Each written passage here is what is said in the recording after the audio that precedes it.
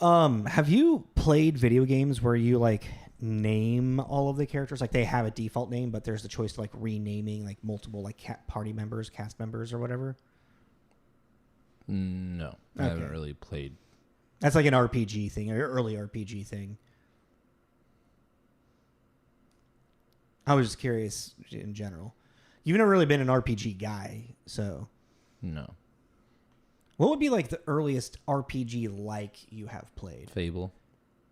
Okay. And then Evo. Yeah.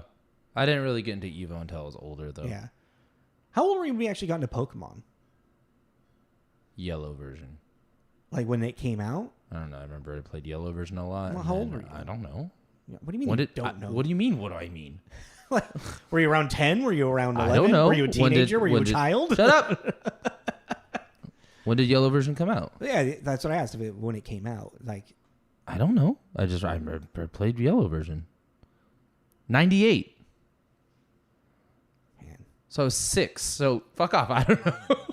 Like, I don't know. It's weird when it's like when we start talking about like our childhood, our age difference becomes a very clear thing. But when we're just talking about adult stuff, it's like feel much closer in age than we actually are, I guess. You know what I mean? Because I played Gold version a lot. Yeah. Because I was 12 in 1998. So I had a developed brain-ish. Not really. Anyway, wait, why are you asking me about Pokemon? Well, because I remember, in Pokemon, you can name all of your Pokemon. Oh, yeah. I was thinking about it because, like, I've been replaying Final Fantasy IV, and every so often, instead of, like, keeping all of the default names, I'll name each character off of, like, someone that I know, like, who's close to me at the time. Like, friends, and, just, like, this person's kind of like this. So, like, in Final Fantasy IV, I have the main character is Jacob, me, obviously. And then his best friend is Tommy. And Tommy betrays that and everybody, but then like is a good guy, and then betrays everybody and is a good guy. I don't know. It just I was just thinking like if you'd ever done that type thing. I mean Sims. Okay, yeah. I remember doing that with Matt and Sims. Just Matt? Just a bunch of Matts running. No. Matt and I used to. Oh, yeah. I have a memory of us playing Sims together. And maybe if he ever listens to this, he's like, not me. I'm gonna be like, sorry, man. Well, I mean, it would have been something done to Kevin. Fable. I feel like it was Matt. I didn't know that Danny Elfman was one of the intro theme writers for Fable. Oh, I didn't know that either. That's funny. I did not know that. I was just curious when Fable came out. Fable came out in 2004. Yeah. Wow. Well, this one said 2014, and I was like, the fuck are you talking That's like about? probably 10-year remaster. Yeah, it was the remaster. Yeah. Well, let's get into this. Huh, interesting. This is Tommy. This is Jacob. This is Tommy and Jacob's mixtape.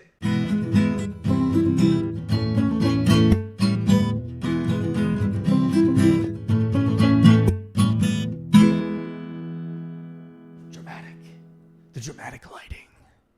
We're missing a light. So now there's That one. We're missing the one on this side.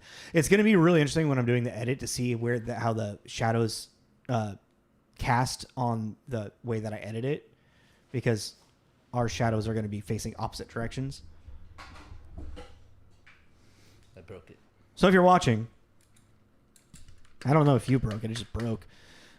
If you're watching, it lasted 3 years. We're not filming in a sense of... Should we have a funeral? Right. Oh, Danny boy. You're my boy, Blue. You're my boy. Anywho, welcome to the show, guys. Hi. This is TJ's Mixtape. I'm Tommy. That's Jacob over there. We are a movie review podcast. We talk about movies. Who's in them, who made them, kind of go over the themes, plot, and ideas of them, and then give it a rating. The rating is arbitrary because it's just our opinion. If you like it and we don't, good for you. Bad for us. Moving on. What are we doing today? Today, we're going to be doing The Ringer, but first... Can you explain why we're doing it? Yeah, well, let's do the movie. Let's do the actor connector first. Okay. Stop playing with that. Put it on. Focus on the podcast. Focus on recording. I'm glad that I was trying to make that as loud as possible without causing any damage. So last week, it was we picked up on Matthew McConaughey to Aquafina. Yeah. I got a quick one, so why don't you go first? I was gonna say let me go first because mine. I I forgot about it again, but I did it very quickly. So it's kind of a cop-out a little bit. But anyways, okay. So Awkwafina was in Ocean's 8 with Sandra Bullock. Sandra Bullock was in The Proposal with Ryan Reynolds. Ryan Reynolds is in Deadpool and Wolverine with Matthew McConaughey, who plays Cowboy Pool or whatever. Oh, yeah. I forgot about that. He's one of the cameo Deadpool people. Also, I'm just going to say really quick, try not to raise your notepad in front of the light. You pick it up. Try to keep it at your lap. Nighttime. Daytime. Nighttime. No, that's a good one. That's a fun one. Mine, just one person. But do you get the cop out though? What do you mean? Oh, because the cameo by Matthew McConaughey? Well, because I did Ryan Reynolds last week.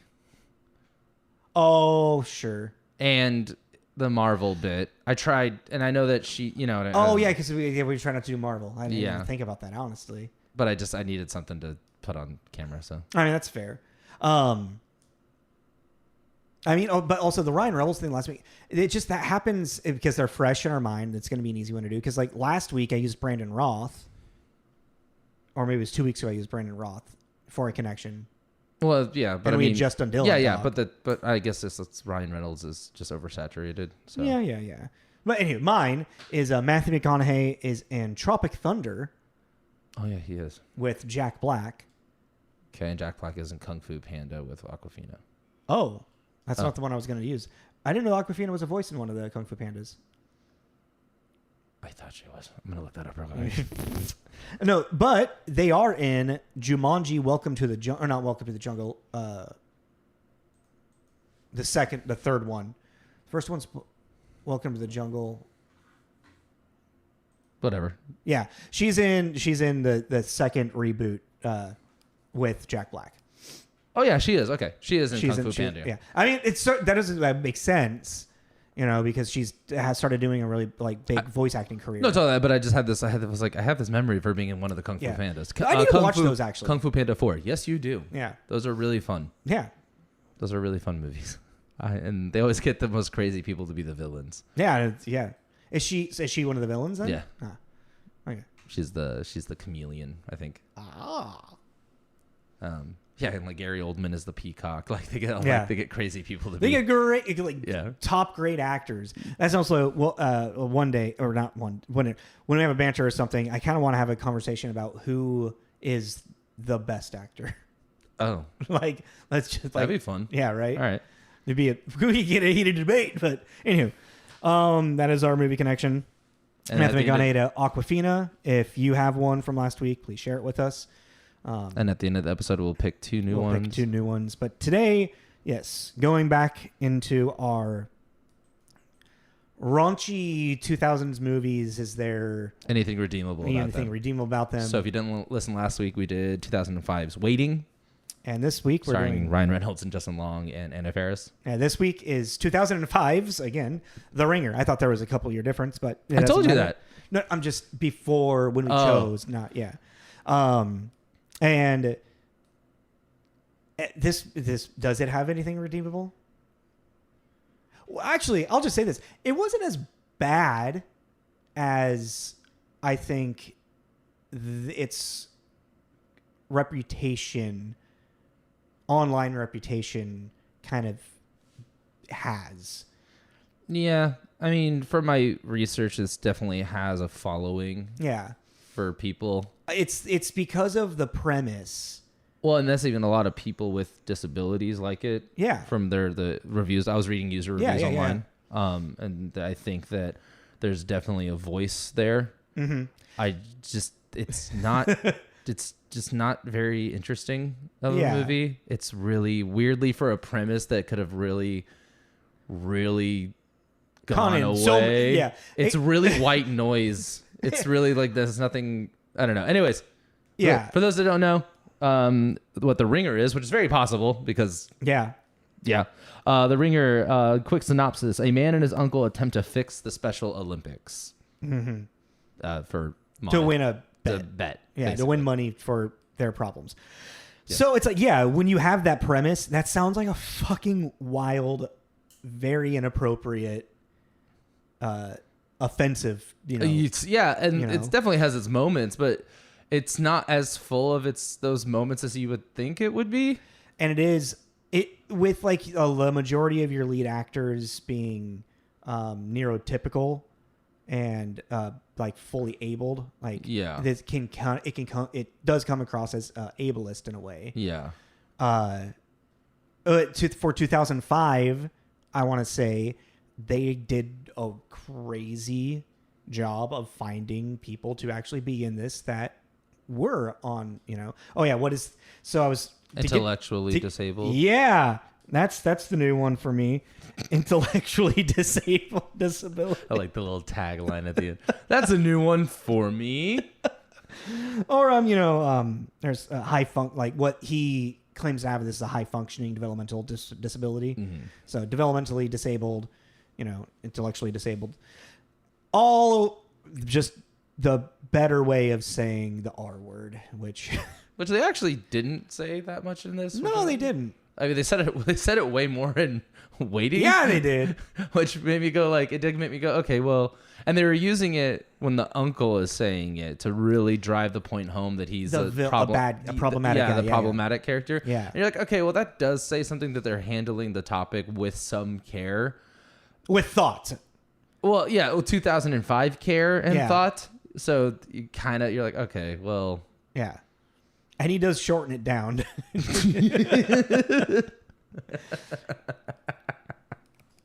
Is dropping the re and really hitting the T. Oh boy. Dropping the re.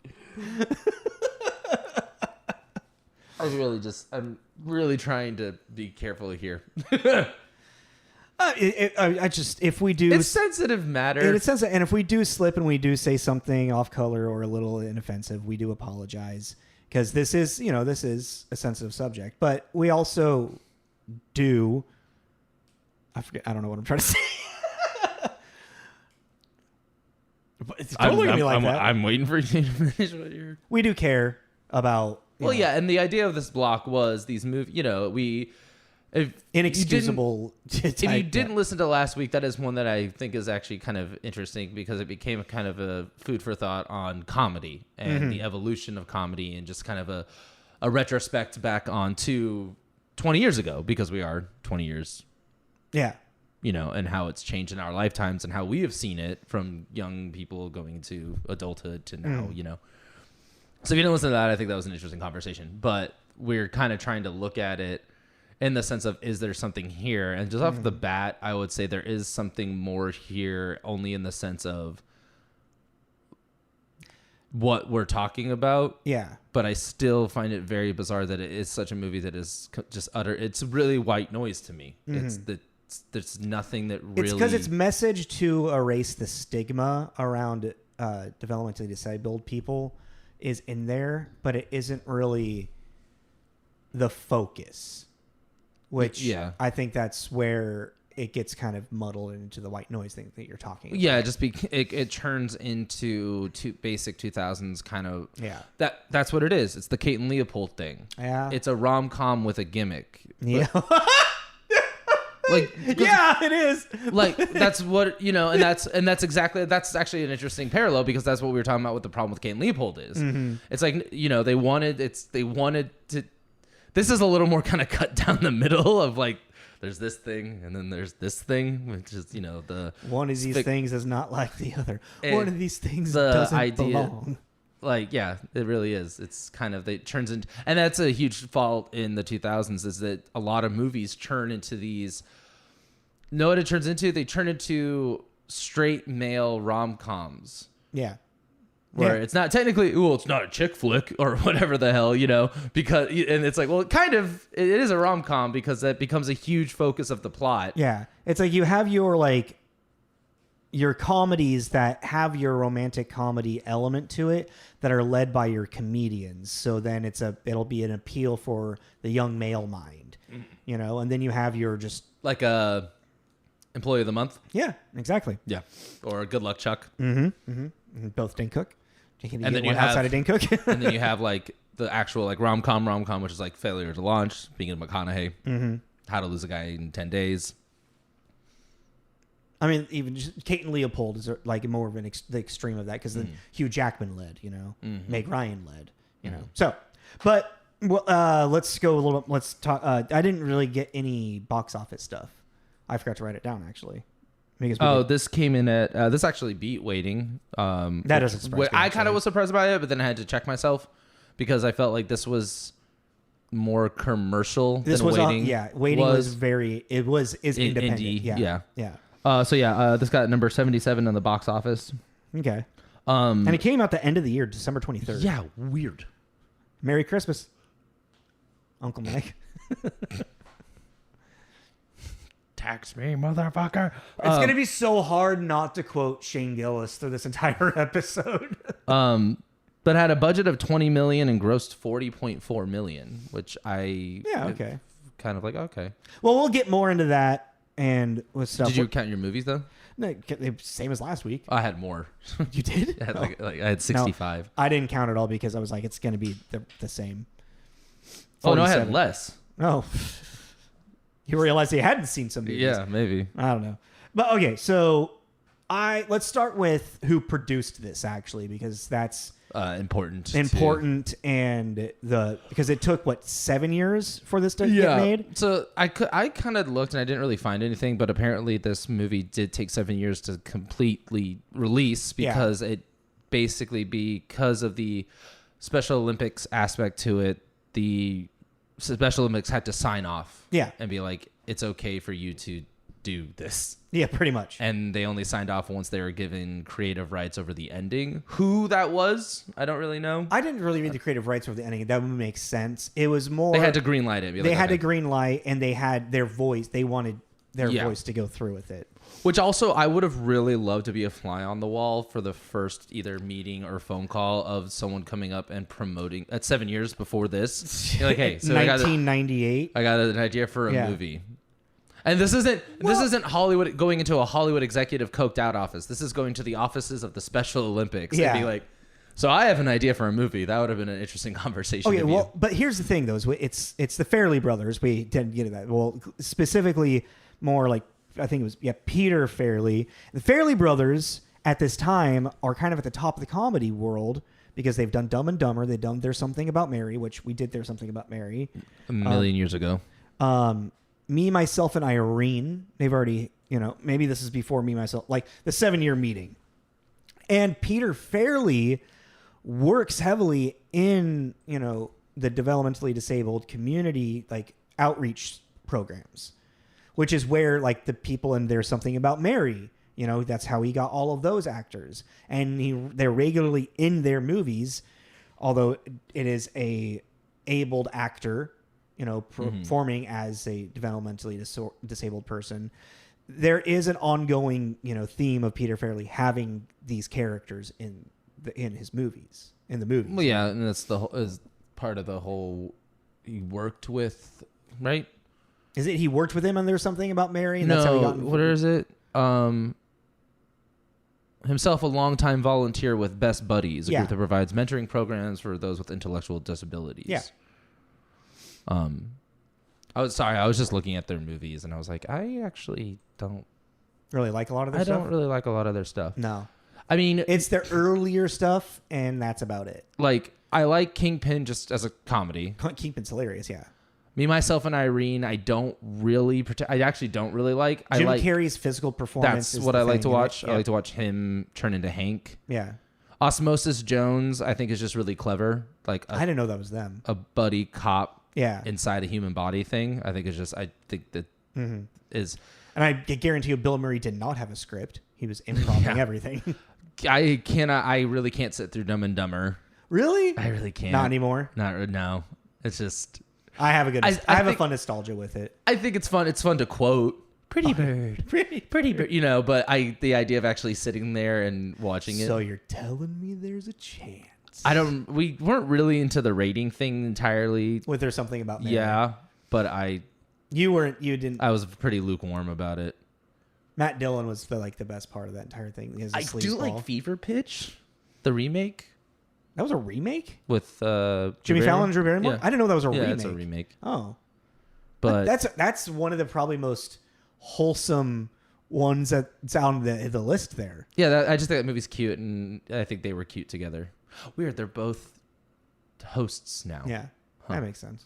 And the Heartbreak Kid I really hate because Ben Stiller is... You just don't really like Ben Stiller, I feel. He's a Will Ferrell to me, very hit and miss. Yeah. But I really hate his character in that movie. I've actually never seen it. Really? I think you would get... I think you might, because it's a very Farley rom-com. But I think you'd like it. But yeah, so, sorry. Tangent about the Farleys. Yeah, produced by the Farley brothers. Farley? Fairley. I don't know. Farley. Fairley. It's Farrelly. Farley. Farley brothers. All right. Well, let's go into director and writer. So this was directed by Barry W. Blaustein. He's also more predominantly a writer for directing. Other than this, the biggest ones that I saw was a couple episodes of Peep World, and then the 1999 WWE documentary Beyond the Mat. And I was like, "What the fuck?" There's He did a documentary I actually really want to watch. Which one? Where is it? Let me just... Sorry. What does that? It has to reload every time. Guys and Divas, Battle of the High School Musicals. He was a producer. On it. And director on it. A documentary on the intensely competitive world of high school musicals in southern Indiana, with a focus on 3 schools that spend tens of thousands of dollars on their productions in order to compete for administration in the International Thespian Festival. It is just so uberly specific. I'm very curious about. I'm like, what the hell is going on in Indiana? To have that much of a high school theater culture is just very wild. David, reach out to us. Tell us about this, because I'm pretty sure he's heard about this. I mean, I hope if he hadn't, I hope it piqued his interest. Oh, he's probably. It just sounds wild. And for me to want to watch that, I'm like, that's very bizarre. And I'm just like, I'm really. Because you know something wild is going to go down. It's going to be crazy. It makes you just think, the level of intensity that is, you know? Like, just imagine a bunch of theater kids just... The high school theater kids, mind you, where that's it. There's the stakes for them are so much higher. The bloodbath that ensues, and just a lot of drama. And even I like the name. Guys and Divas, Battle of the High School Musicals. That can get so actual Shakespearean so quick. And then our writer... Ricky Blitt, who inspired you to watch Loudermilk, I guess, last night. Yeah, yep. Which I was enjoying. He wrote 3 episodes of Loudermilk, 6 episodes of Family Guy. Most recently was was the writer on Dear Santa, which I heard flopped, but I wasn't really Jack Black. in. Hey, Jack Black is powered thing. I saw also for Family Guy, he was one of the the first writers. Oh. Like, he helped launch the show. Knowing that, that and then just seeing that he was a Family Guy writer, I was like, this I feel it in this movie. 100%. I feel that Family Guy energy. He's also a writer, and I think one of the co-creators, I might be wrong with that, but a short-lived sitcom called Romantically Challenged with Alyssa Milano. And then I also have, because it was with Peter Farrelly as well, he wrote one of the short segments, or the interloping segment of Movie 43. Yeah, I saw that. I thought that was funny. The one with the pitch. And actually, Loudermilk helped me a lot with this whole not drinking thing. Sobriety. I could see that. It really helped me. Having kind of this pessimistic, not like, kind of this realism to the whole thing. Yeah, this non-romanticized idea to it. It was like, I put it on kind of like, is this going to feel too real? Is this going to be weird? And I was like, it's actually it's a lot funnier to me right now. I really wish they had finished it. Oh, is it canceled? Yeah. Oh, man. Yeah, it just kind of ends on the season 3 finale. Season 3. There's a lot of stuff that could have wrapped up. Okay. All right. Well, that's our writer, director, producers. Kind of gives a world of where this movie hit and landed. Yeah. I wish there was. It doesn't surprise me that there wasn't as much more history to look into, because it wasn't it wasn't genre breaking, or it wasn't anything. Yeah. But we'll go into starring now. So our lead person is Johnny Knoxville, who you may know from Jackass. Man. I forgot. I wanted to write down his real name. Johnny Knoxville? Yeah. Is that not his real name? No. It's like Philip John something. I mean, we can here. Where is he? Starring Johnny Knoxville. click on It's that. going to be in his Wikipedia. Philip John Clapp. Philip He's John. from Knoxville, Tennessee. Oh, And his middle name is John. So Johnny Knoxville. Yeah.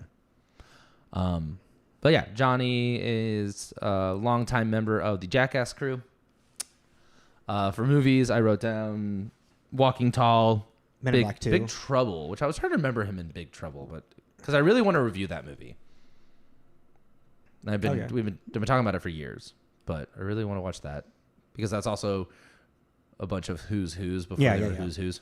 Men in Black 2, Walking Tall, and then Jackass is what I wrote. I mean, that's really, I mean, Jackass, his biggest like claim to fame type thing, you know, because I mean, CKY was obviously doing it before MTV took off and bought the rights for Jackass and did all that shit and then fucked them all over. There's a long history of Jackass as well. Yeah, I remember that episode of Ben Margera's documentary thing that we watched that didn't have anything to do with Ben Margera. That was so infuriating. Like, had very little to do. And it just like randomly, just to remind you it was about him, he'd pop up every now and then and kind of claim how this person ruined his life, and then they would never explain what happened. Yeah. What happened to Bam Margera? More like, here's a cult and let's talk about it. What? Yeah. Anywho, then we have our female lead, Katherine Heigl, who we have done. Yeah, just once, which I thought was weird until I realized she only has like 57 something or 50 something credits. Well, I mean, with Grey's Anatomy being like her main gig for so long, she probably was like, I don't want to do No, it's just she's really famous to me, and I don't know why. I mean, because she was really famous because when you hit the romantic comedy circuit in a way that she did, you kind of become a household name because there's so much publicity on you constantly. Well, and she was a household name for me for a long time because of exactly because Grey's Anatomy and whatnot. But yeah, we did her with the movie New Year's Eve. I have zero recollection of that movie. I rewatched it New Year's Eve this year when I was working door, and it's excuse me, sorry. Hilary Swank's in it. If you remember that. Nope. Ashton Kutcher. Robert De Niro, Halle Berry. When you say Ashton Kutcher, I just think of Valentine's Day, which is fair because those are the same movie. Remember Robert De Niro dying? Nope. Halle Berry, Common. Nope. Nope. No recollection. No recollection of that. No. That's fucking funny. But yeah, Katherine Heigl.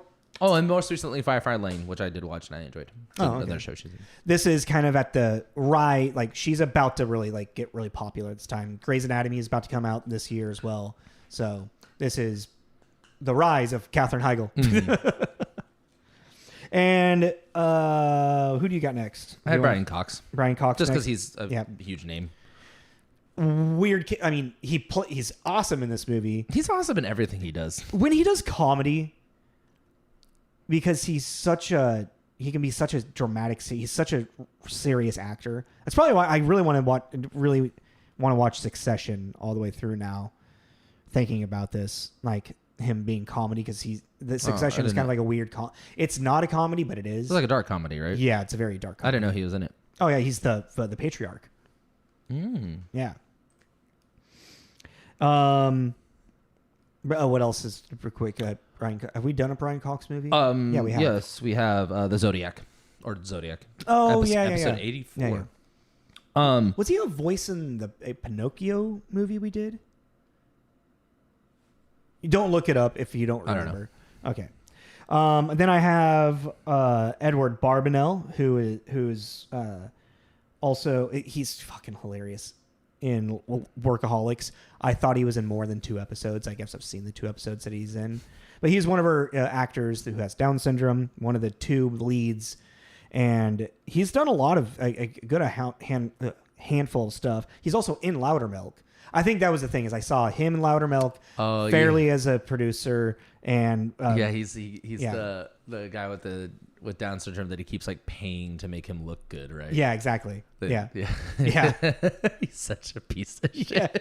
It's crazy that what Barbanel, the roles that I've seen him play, he's always kind of an asshole of a character. Yeah, but he's got that rogue scoundrel thing. Yeah. There's something really charming about it, even though he's being a total piece of shit. I forgot about the frisbee thing. And then we got John Taylor, who's our other actor with Down syndrome.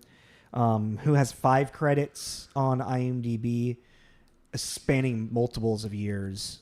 So, And I'm sorry, I totally. What was the first guy's name again? oh, Edward Barbanel. Right, Edward Billy. Right. Mm-hmm. Yeah, and he's. Was reading about Edward. Edward is more of a theater actor. Mm-hmm. Yeah, and then John Taylor. Who I couldn't really find much more on. Mm-mm. And quick shout, and this is just a quick shout, is these are the 4 actors that they're more comedic actors. They are the ones that then play the other people with developmentally intellectual disabilities. Bill Chott, who's in a handful of like other movies with smaller roles. Leonard Earl Howes, and then Jeffrey Arend, who is married to Christina Hendricks. Redhead. Voluptuous, busty. Mad Men. Thank you. I'm like, you gotta. And then Jed me a roll. Rees. Yeah, who I really know from Galaxy Quest, Yeah. I would say. Oh, and Bill Chott's in Galaxy Quest too.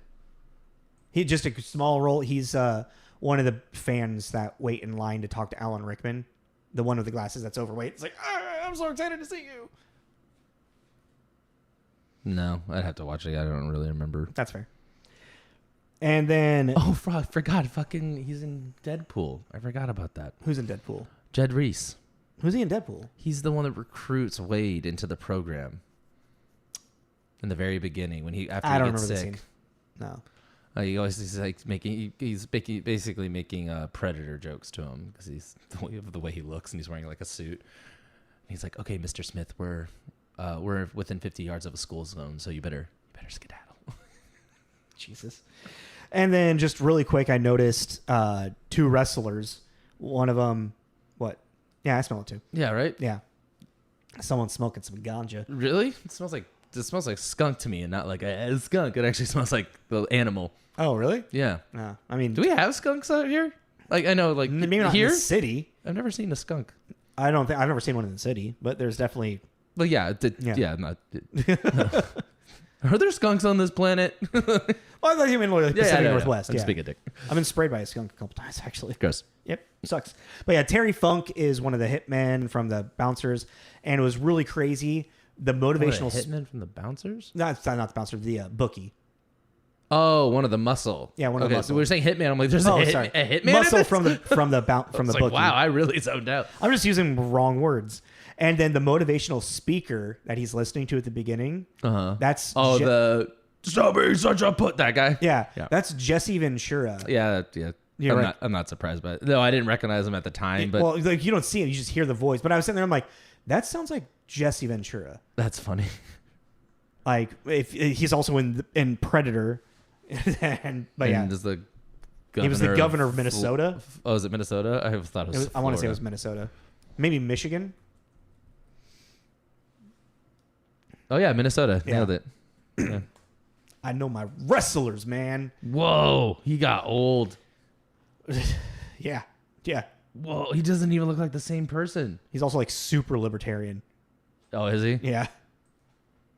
Jeez. And then right here's Predator, and you go back one, and it's him now. And he's wearing he's at the Malacaster College at a podium wearing a tie-dye Jimi Hendrix t-shirt. Yep, that sounds Still about has right. his long hair, but it's nothing on top. Yep. Going. That's just okay. Anyway, sorry. That was just He's living his life. no judgment. I was just kind of Do shocked. you have anyone else? That's all I wanted to do quick shout outs Yeah. for. I think that was majority of our.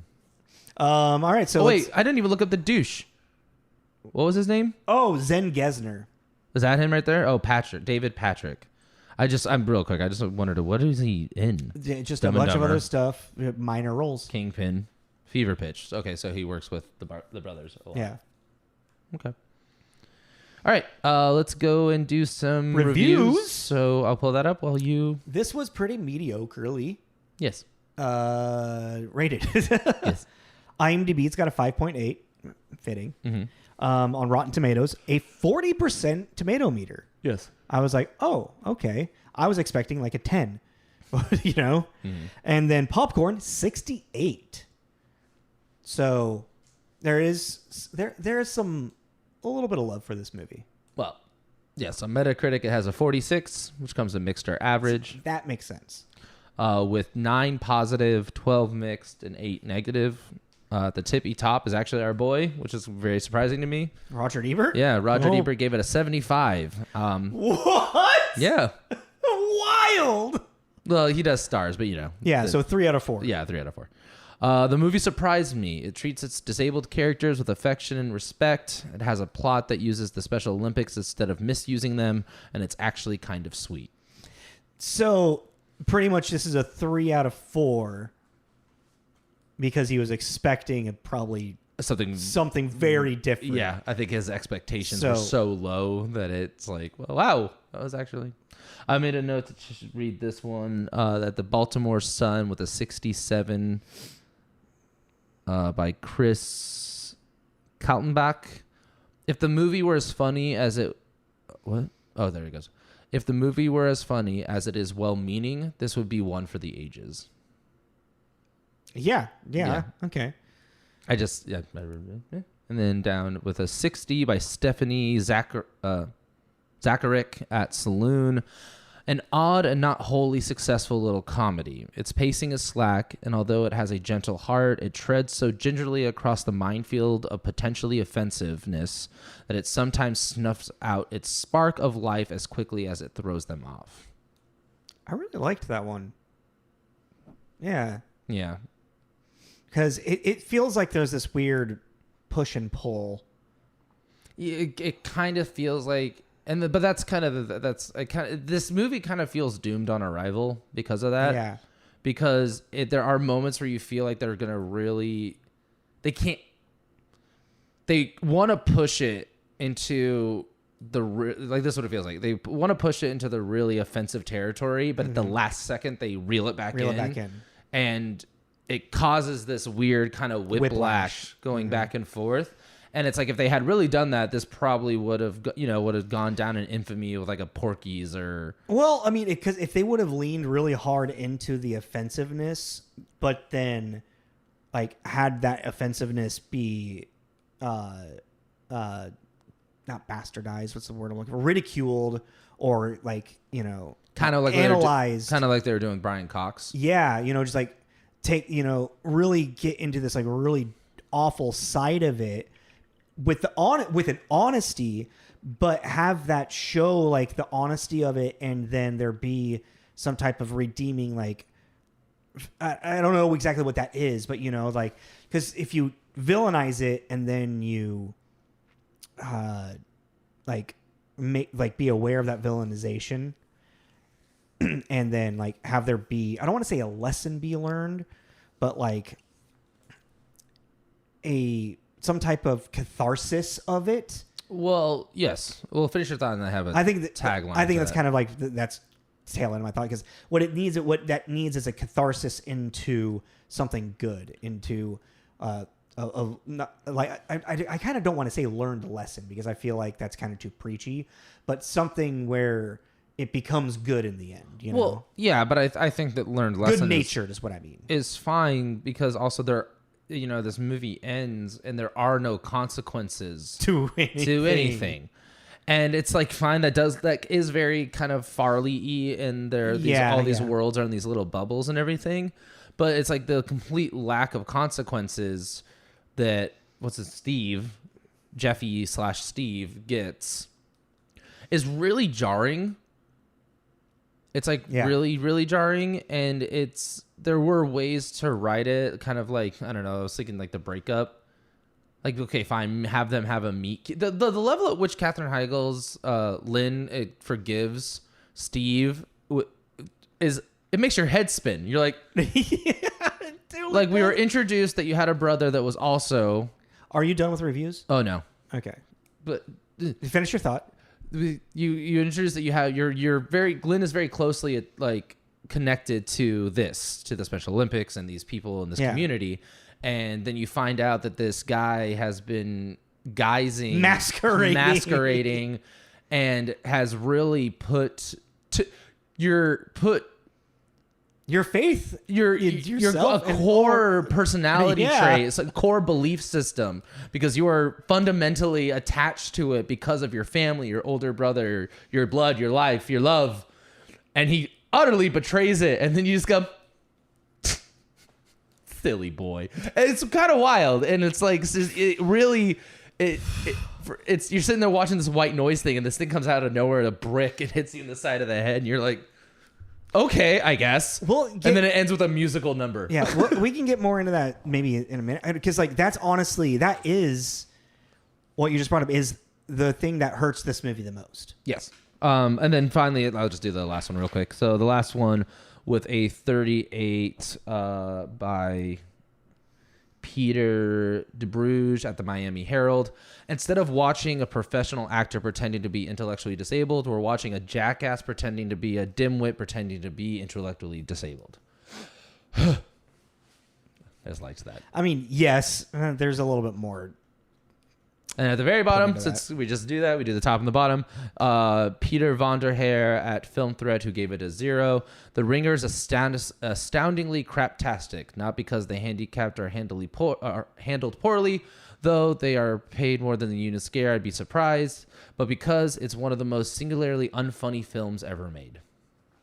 Really didn't like it. Yeah, really didn't like it. Well, I will say this about the humor in it is I found myself more laughing because of the ridiculous nature of and scenario that everything was, and laughing kind of at it and not laughing with the humor they're creating. Does that make sense? Yeah. And to dumb it down, the way I kind of heard in my head is you're laughing at the gimmick. I was laughing at the bad script. Yeah. Yeah. Where it's like, okay, and it's like, this is funny. And you're like, I could see how it could have been. If that makes you feel better. Yeah. I see how it could have been funny. But I don't really. And it was like, that's even the thing too. A lot of it, like, that's actually, I wasn't even laughing really at the action. Yeah. I wasn't laughing at the thing. I was laughing at the actor and more of the way they did the thing. And that sounds bad. Actually, now that I say it out loud, it sounds like I don't mean like that. I mean like... What, you're laughing at the developmentally disabled button? Like how he took the brownie off the tray and then ate it. Like the mannerism of which doing that. The joke itself right before, I wasn't really laughing at the putting joke. The apple is... and then taking the apple and putting... It was like more of like... It wasn't really the joke. It was more of the interactions with the world they were living in, I guess, is the way to say. Or, like, when the fuck did we get ice cream? Yeah. And you see Johnny Knoxville kind of laugh at that, he breaks character 100%. Yeah. But I can't actually really think of a moment in this that I, like, laughed.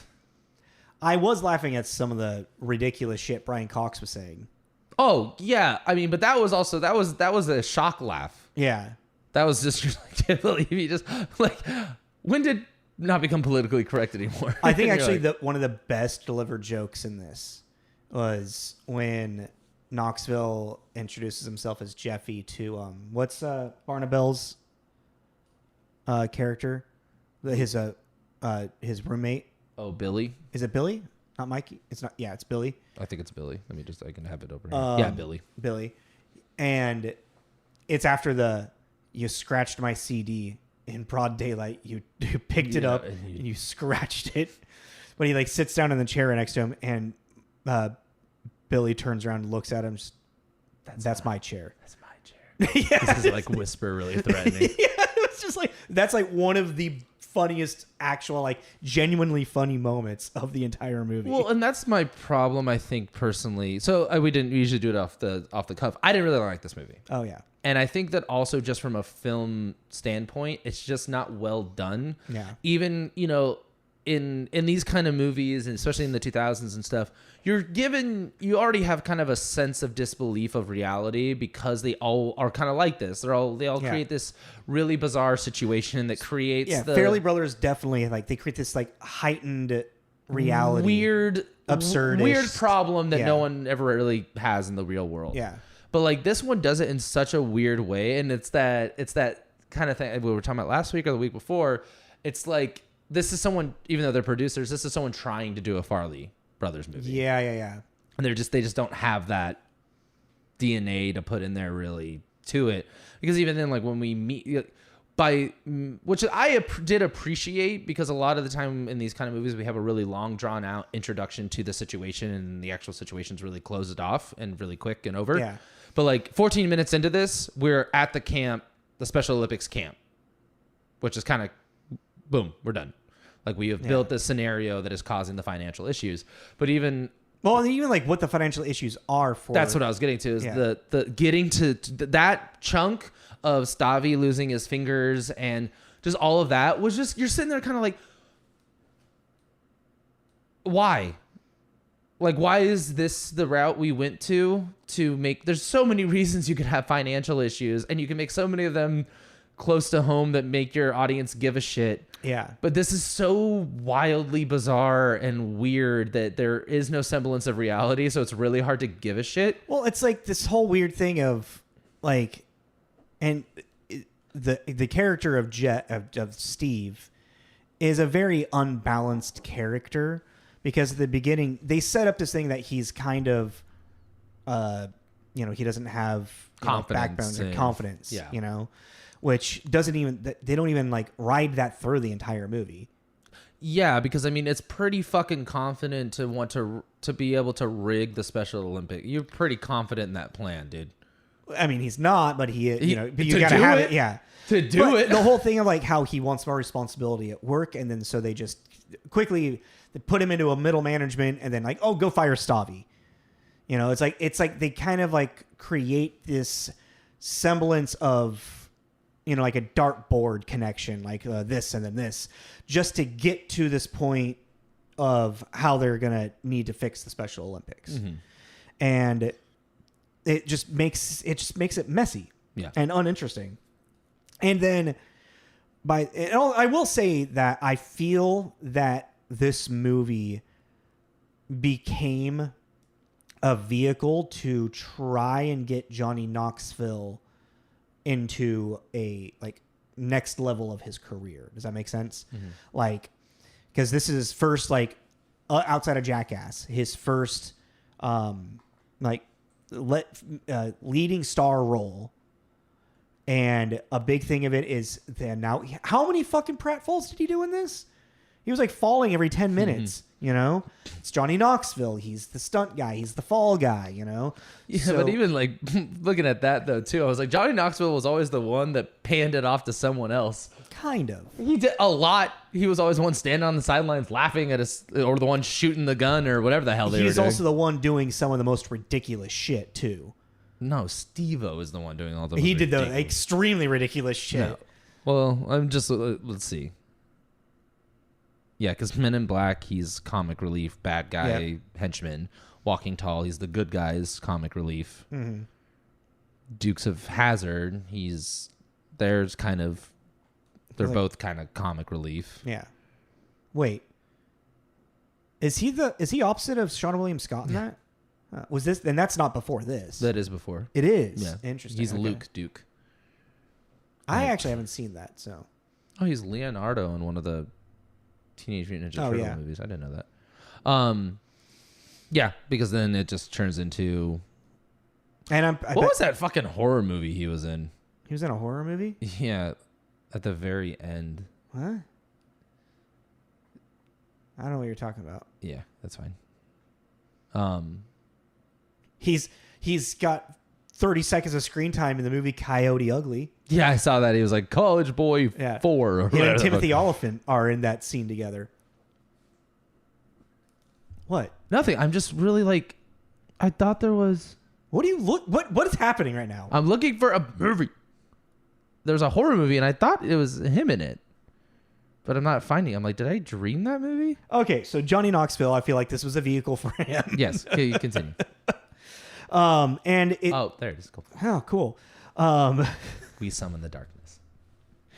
And you can see that a little bit with how they're like, it feels like even the movie kind of has maybe some rewrites for his brand, But since this movie just didn't really hit stride, like its stride as like a, what it was trying to do. He didn't launch into the stratosphere in some way or shape or form. Or maybe he just kind of realized, he didn't want to do it and he didn't want this type thing. But when you have what I feel is this, like, this script that is kind of back and forth in its identity as well, which I think is the Farrelly brothers and maybe, Blitt wanting to go a little bit more across the line. And then you have the people of the Special Olympics being like, maybe afraid that it's turning into a freak show. They don't want it to turn into that type thing, like they were like being careful on the script and be like, we want to make sure that this is not making fun of our athletes and the people that are intellectually disabled. It needs to be, showcasing them in a positive light, and it does do its job of erasing the stigma of, they are people that just, want to have, live their lives and, do the normal everyday stuff. Just because they're a little bit, on whatever like wavelength or degree of their functionality of their disability, I think that they're on that, though. I think they really shit the bed on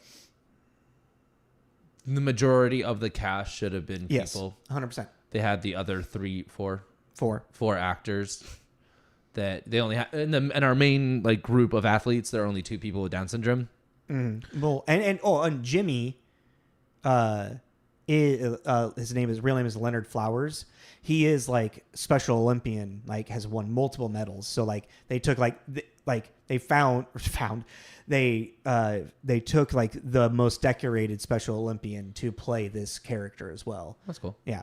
But with our main athletes, the ones that we're like spending the most of our time with and getting into the shenanigans and all that kind of stuff, is that we have 2 people with Down syndrome. And it just, when the joke of the movie is not the disabled people. Yes. The joke of the movie is Johnny Knoxville, a able-bodied person, trying to think he can pull a fast one because of this voice from his uncle that basically the uncle is saying they're less than human. Like I'm just gonna put it, that's exactly what he's saying, and that's the whole idea of him being this really bad man. And but also and it's also the desperation of Steve wanting to do right for Stavi. Yeah, but that's the joke of the movie. Yeah. The joke isn't really the disabled people, but the joke loses a lot of oomph when the fact you have 4 able-bodied actors that are still doing the simple Jack thing, like the Tropic Thunder. Exactly. They're doing that, and granted, and I can't really speak to it because I am not. Yeah. Intellectually disabled, and I did, like I was saying on the review thing, there are a lot of people that do like the representation and having a movie that is about the Special Olympics and all that. I just think that from a writing standpoint, it would have been more authentic if they had. And I know that there's about 150 people in this movie that have some form. And I think what you're going for is actually probably more of a producing thing, because however it's written, it's the producer and the director and the casting that chose to do those 4. But I just think that they have actually made his immediate circle people that were actually had some kind of disability would have just made it more authentic. And even the writing on the point of he slipping up and then them finding out. Like you talk different now. I think that I would have made it that they just knew. Because I'm standing there kind of like, how is he tricking all of you? Especially Katherine Heigl. Yeah. Like the dude is like, and also it's just like, it's like he's walking around normally, and I use air quotes, but he's walking around like he usually does. And the second someone walks up, he turns it on. Yeah. And he's just out in public doing this. You're like, dude, you're not committing to the thing. You're not committing to this scam you're trying to do. And I also think that there was part of me that kind of was like, they should have I thought of a rewrite in the sense of if they had gone kind of more of a bad Santa Bad News Bears thing. The irredeemable Scoundrel type, because there was this kind of thing where you're trying to, it's like, that's kind of the push and pull thing they were talking about, that you're trying to make us charming. But that's the thing, you're trying to make us like him while simultaneously he's doing this thing that is very morally questionable, to the point where a priest beats the shit out of him. I did like that joke. See, you rotten hell, you and I like the subtitles didn't say it, the captions didn't say it right, but he says, I will see that you rotten hell. The captions just said rotten hell. But he said, like, I will see that he's as a priest, he's gonna make a phone call to the man upstairs, and he's gonna make sure. I just thought that was good. But yeah, there was just these, like, and that was the really what it is. It was this kind of push and pull with the identity of this movie, where, in 1 minute it was kind of this rooting for the underdog kind of vibe, and it's like, well, he's not our underdog. Mm-hmm.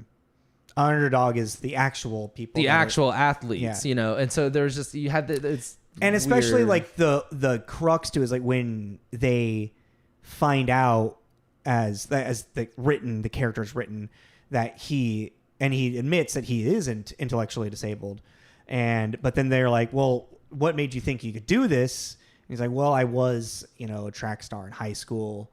And like, how fast did you run the 400-meter dash? And he's like, I don't know, like 2:1:22, whatever. I'm making up numbers right now. And he's like getting ready to pack, and they're like, no, we want you to stay. If we train you, you could actually beat Jimmy, and we want Jimmy to lose because Jimmy's an asshole. Yeah, because he's he drives his limousine onto the goddamn track field and shit. This ridiculous sense. And well, that's that suspended reality thing. Exactly. The Fairley Brothers thing. Yeah. And it kind of, it's like, it's baby steps for 2005 where we do have 2 people with Down syndrome, and then that was a big claim for the movie. At the time. Yeah. And you're like, good for you. Yeah, like, all right. A for effort. Yeah, I guess. Like, but also, I don't know. A movie like this has to get made and come along for us to have these conversations, to be like, well, hold on. Like, obviously there's a lot other movies that this conversation has come across, but like for something like this daring to be like fucking 4. Well, and I think and that's what it is too, is like when you discuss this movie, and like rewatching again, and I already said it, but I just really want to beat the point in, is when if you tell someone about this movie, you hear it's making fun of intellectually disabled people. And it's not. It's making fun of a man who thinks that he can trick intellectually disabled people. 100%. And thinks, and again, because of the outside sources are telling him that obviously, naturally, he's going to be better than these people that have trained their whole. It's like the stigma that is that the Special Olympics people have are Olympics. They are athletes. They are training. They are the top of what they do. They are training to do this, and this idea that just some fucking average Joe off the street, that's the underdog bit, is gonna walk in and clean up because of whatever fucking reason. That's the joke. Yeah, and it just doesn't nail. It doesn't land. It doesn't land. Yeah, and it's like, it is interesting to watch it with that in mind, because again, on paper, this is the most offensive piece of shit you could possibly. Yeah. That's what I was saying, going to the Special Olympics and being like, hey, we want to make this. And they're like, get the fuck out of here.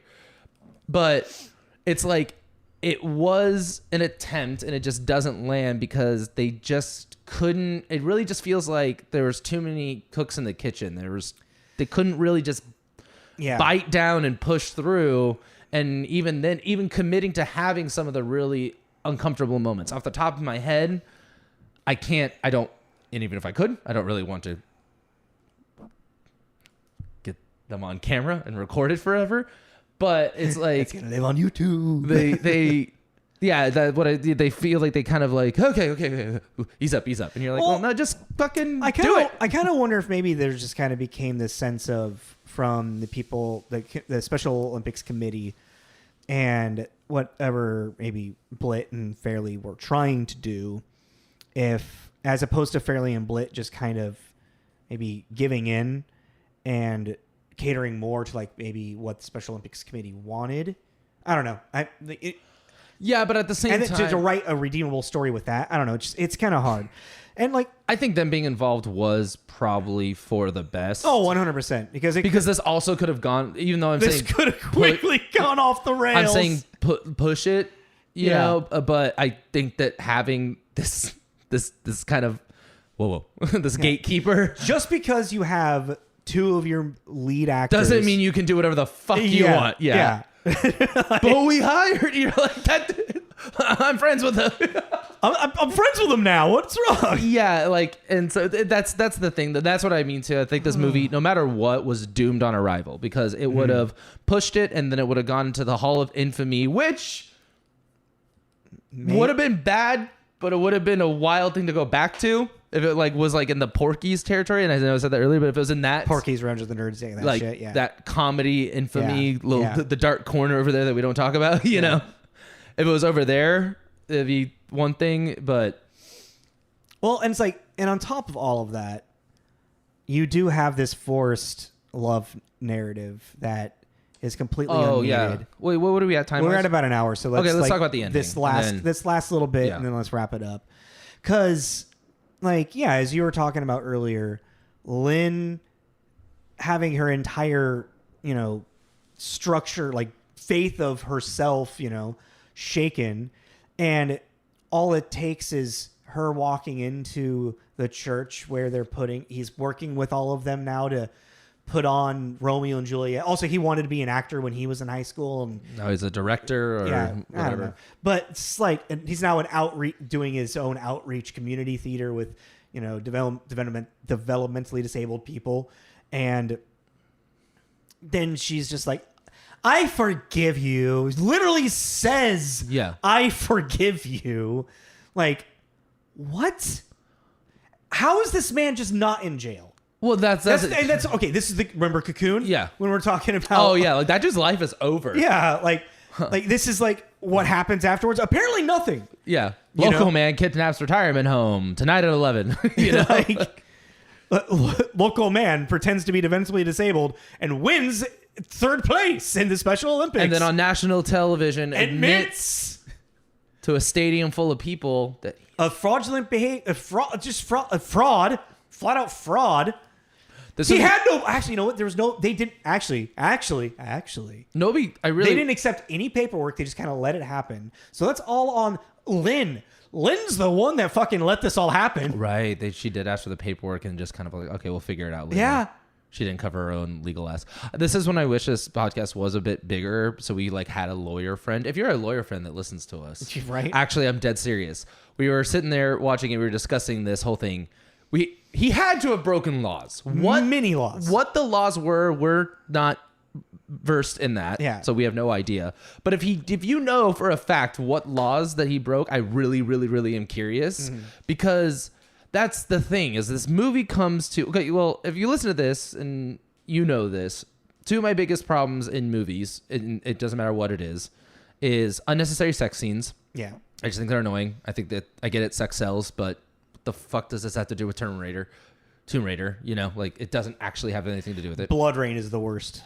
Underworld is close second. I mean, that's a hot sex scene. I'm not going to complain about Underworld. I was like, that's a really hot sex scene. Not complaining about that. Her eyes go all blue, and you're like, ooh. Unzips. Yeah, okay, but it's still. I'm like, it really does drive me nuts. Because I'm like, what is the point other than the sex appeal? And that's just my thing. And then the other one, which is a close second, is unnecessary romantic interests. I think it's really dated. It's really tropey. You don't really see it a whole lot. You still do. Not as much anymore. But not as much. But going back to watch movies like this, it really drives me nuts because you're just kind of like... Oh, in the 2000s is that 90s, 2000s, they're really forcing every movie. Even the Employee of the Month. Employee of the Month that you had on after this is about a burnout trying to succeed. You could have just made that movie. She only dates the Employee of the Month, so he's going to become the Employee of the Month. And it also just makes men seem so stupid. Oh, well, how desperate. Why would our character want to improve his life and maybe make more money and just kind of maybe just upgrade a little because bit? Of a pretty girl. Because of a pretty girl. That's how we're going to... Pretty blonde hair. It's just in big ears. And it's just a mind-numbingly stupid. And then it's just insulting too to Well, to Katherine Heigl as well. Yeah, like Katherine Heigl. It's like I know that she's had problems in the past with being difficult to work with and having issues with people. She's not a bad actress. She never has been. No. She's always been like really good. Even in like Grey's Anatomy, you know, she's had some really great story arcs and has really. She's a very grounded actor. She's really even knocked up. Yeah, she really commits and finds the character and is in that world with it. And it's just so insulting because you will see all these movies, especially in this era, that actually have you've seen in other stuff that are really talented, and you're like, oh yeah, what happened to her career? Oh yeah, like you were saying, she did shit like this forever. And never really got to blossom or get her like, you know, whatever. I actually just read a little bit of a bit of an article from her, just side tangent with that was actually a lot of her choice. She just kept saying yes to these romantic comedies. She's like, well, you don't say no to Hollywood, you know? Well, yeah, I mean, that's the same thing Matthew McConaughey said, especially with this stuff. He's like, yeah, they're easy to make. They're short to make. You make good money. You make great money, and most of the time, yeah. It's 6 months out of your life and you're done. Yeah. So yeah, I mean, I get to there is this thing of like, there's this idea of that, like she had to do it. It's like, well, no, she didn't. She did. She felt like she had to do it. Yeah, but she read scripts and she decided, and that's why she stopped as well. Yeah. And that's why you see them not do that kind of stuff anymore. But the end of this movie just completely, and that's what it is that it's kind of like nothing was learned, even with Bad Santa. Like I didn't really care for Bad Santa, but even that he did learn to maybe not be such. He found a little bit of a Christmas spirit. He found a little bit of his humanity. Yeah, and that's the problem with this is like, so Steve is already kind of we already made him the underdog. He's already kind of like unsure about all of this. He doesn't really. He's just kind of feels forced. He kind of fumbles through it. Yeah. Finally, his conscience gets the better of him at the end of it, which are also like, dude, just disappear and leave them alone. You did it. It's done. And then the big thing we keep talking is like he's constantly trying to be around Lynn as Jeffy, and we keep. What the fuck is your end game? Dude? What's your end game? Yeah, and well, that's another trope in these movies. What are you gonna pretend to be mentally disabled the entire time you're with her? Freaky Friday when they switched and Jamie Lee Curtis as the daughter is trying to get with the boyfriend. Same thing. You're like. To do what? So he fucked your mom? But that's, there's a little bit more. There's a little bit more. Like with that one is what's your end game? But that's a teenage mind type thing. I know, but I'm just saying it's this suspended reality thing, and you're just sitting there, and it's like it's for the sense of the joke, but it's not. It's not a well written joke. No, it's not. It's like if it was just like in a 15-minute bit, sure. You know, like an SNL sketch type thing. That's what this is, though. This movie feels like a 15-minute long SNL sketch that he stretched out for an hour and a half. Yeah, fair. Yeah. It never ended, and you're kind of like, and the reason it felt like it never ended is because it's the superficial thing. There was the possibility of having a lot more depth, and at moments it does. It does have some heart to it. But as a whole, especially when he stands up to his uncle, and also as a whole, it's an underdog sports movie.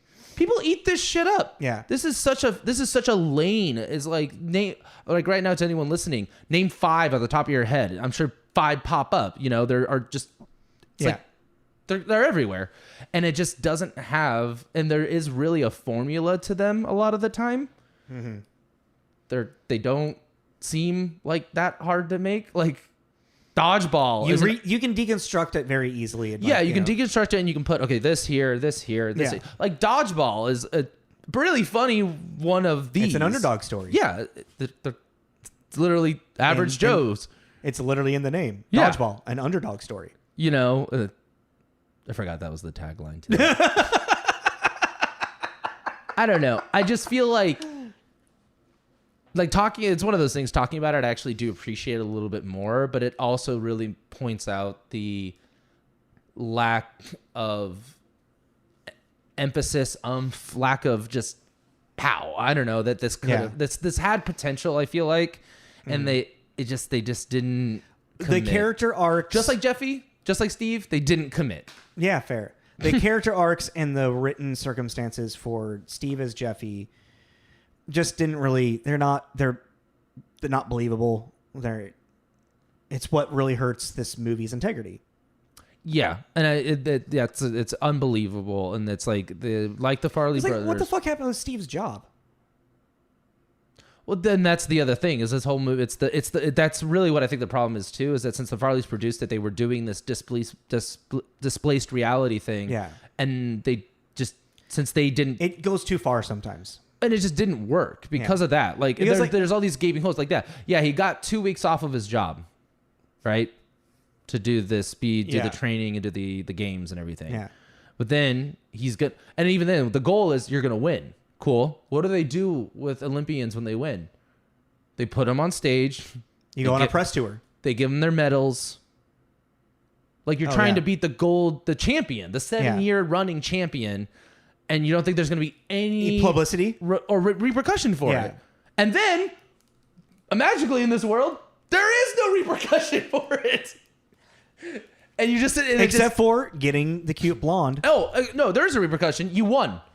Yeah. You got to keep your friends, the people that you were tricking. And you get better friends. Yeah, you get your good new friends. You start your own job as an outreach program or whatever. They never really explain what it is, but let's assume some kind of outreach community program thing. Yeah.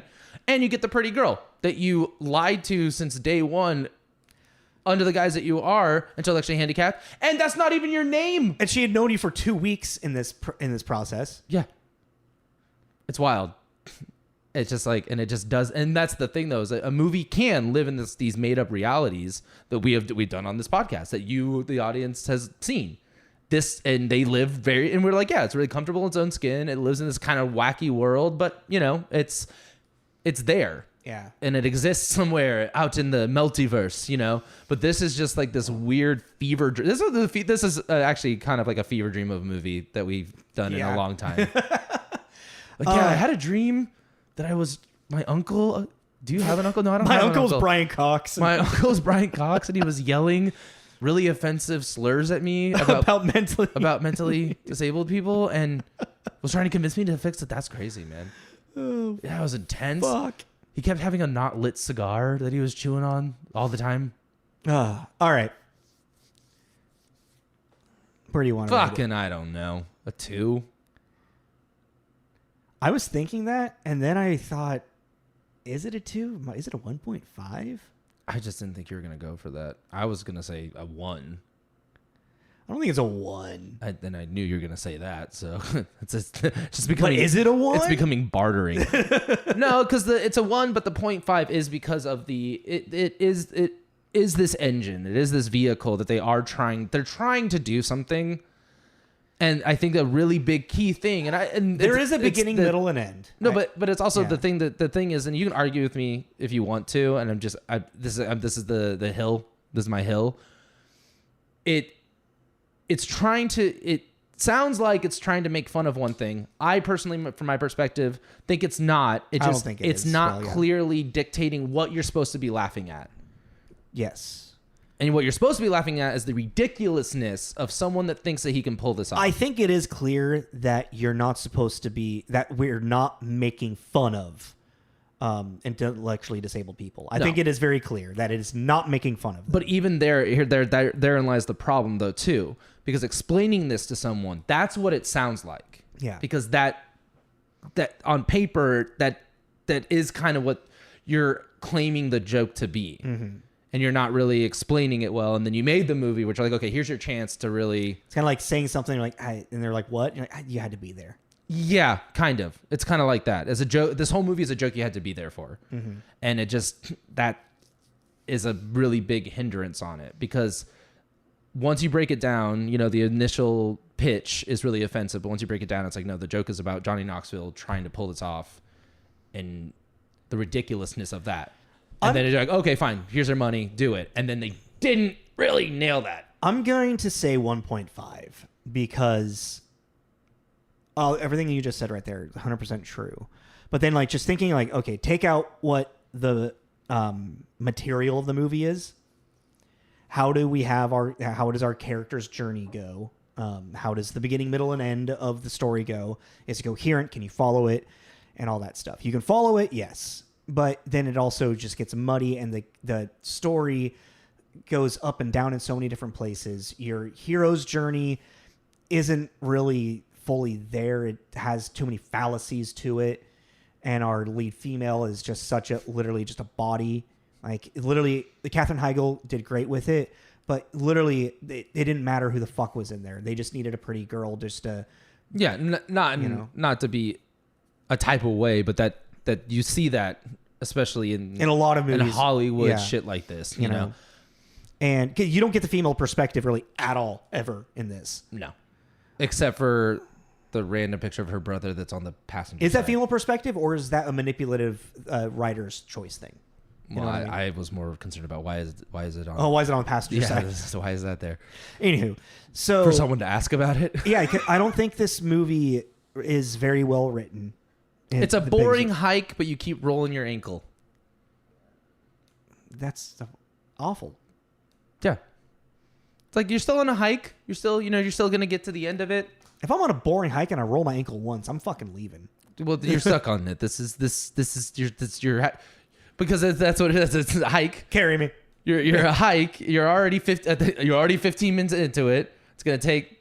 Might as well just finish the hike. It's just you just keep rolling your ankle. I'm trying to do something here and it's not working. Nah, not really. It's okay. I'm gonna think about it more. I like the hike analogy. I want to keep using it. Word. Okay. What do you keep looking at? Stop looking at the ghost behind me. There's ghosts in here. 1.5. Yeah, I think that's fine. It's Jesus. Sorry. What? My rotator cuff has been really bugging me. Oh. And it just did something. Yeah, 1.5. It sounds like we gotta start. Yep. Let me do the connection thing real quick. Don't super rush it, because you super rush it, you get start. I'm not going to. Okay. I felt the energy coming from you. What do you feel about Helena Carter to Eddie Murphy? Helena Bonham Carter to Eddie Murphy? Mm-hmm. Let's do it. Sure. Is it Boham or Bohan? Bonham. Helena Bonham Carter. Eddie Murphy. So yes, if you think of a connection to Carter to Murphy, please put it in the comments. That was episode 238 with 2005's The Ringer. Yeah. I guess we don't know what we're doing in the next couple of weeks. No, but also we didn't really. Is that movie redeemable? We keep forgetting that. Oh, I mean, what did we say about waiting? Not really. For a very particular group. Yeah. It was like super. So no. Yeah. I guess no if it's like so specific of like a. It's too specific for its time period.